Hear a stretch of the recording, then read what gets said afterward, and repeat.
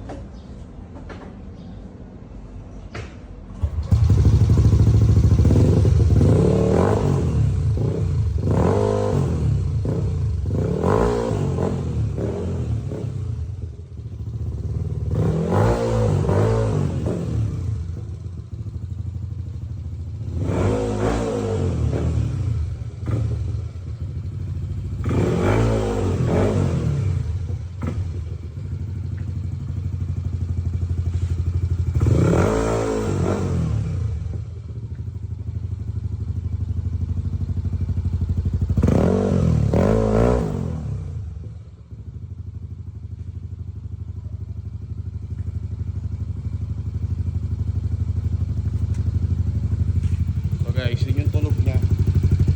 Yan, rev ko.